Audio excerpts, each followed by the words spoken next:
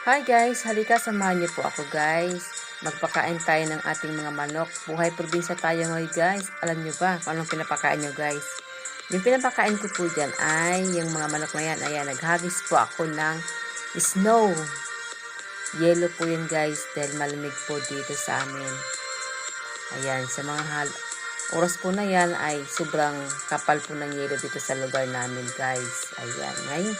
Ayan, ngayon nga po, ayan, wala na pong yelo. So, buhay probinsya, ito po, marami po tayong alagang manok. Ayan guys, kung nakikita niyo po yan. Ang sarap po niyan guys, magtinula. Ayan guys, thank you sa inyong panonood guys ha.